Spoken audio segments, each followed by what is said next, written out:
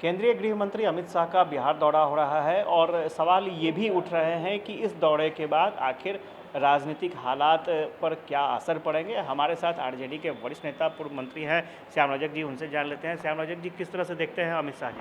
महागठबंधन बनने के बाद तेजस्वी जी, नीतीश कुमार और लालू यादव और कांग्रेस और 7 पार्टियों के जो महागठबंधन बना, उसके बाद मान्यवर अमित शाह 7 बार बिहार भ्रमण कर चुके हैं और करना चाहिए, क्योंकि यहाँ तो कई लोग भ्रमण करते रहे हैं। बिहार का नाम ही है बिहार। आइए, ये क्रांति की भूमि है, शांति की भूमि है, ज्ञान की भूमि है। ये हर एक मामलों में बिहार जो है वो अव्वल रहा है। विश्व गुरु अगर है तो बिहार ही है। अगर यहाँ आते हैं, कुछ अच्छी चीज़ें प्राप्त करके जाते हैं, तो ऐसे लोगों का मैं धन्यवाद देना चाहूँगा कि आए।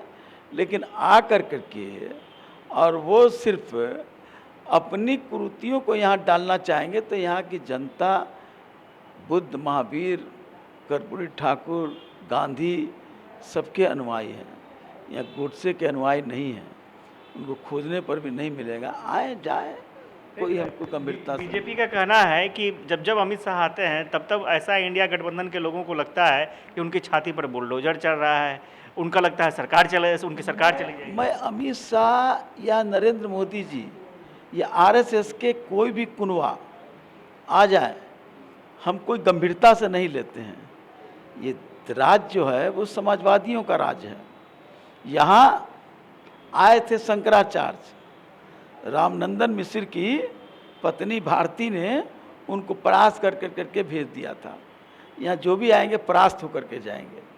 इसलिए हमारे सीने पर नहीं, वो घबराहट में आते हैं और परास्त होकर के जाते हैं। जितने बार आए, हम लोगों को कोई चिंता नहीं है। हम तो अपने काम करते हैं, काम में विश्वास करते हैं। हमने अभी 1,20,336 शिक्षकों की बहाली की।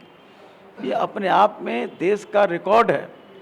इस रिकॉर्ड को अगर वो देखने आ रहे हैं तो धन्यवाद है। आए, इससे कुछ सीख ले।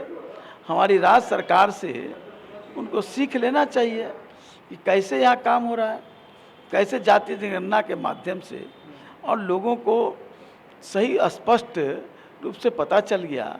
अरे भाई, जब योजना बनाइएगा तो आपके पास रहना चाहिए कि कौन लोग आज तक हैव नॉट रहे, तो कौन लोग हैव नॉट रहे, तो उन लोग के लिए राशि दीजिएगा ना, कि राशि से दीजिएगा। एक तरफ चला जाए 80%, और जो लोग हैव नॉट है उसको 20%।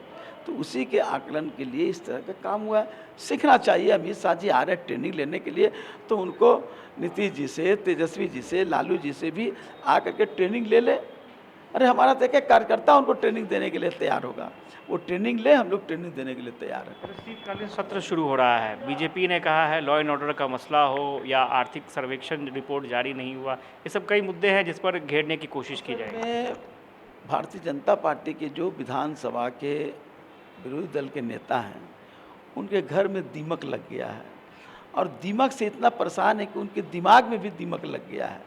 उनको नहीं पता है या उनको याददाश्त की कमी हो गई है।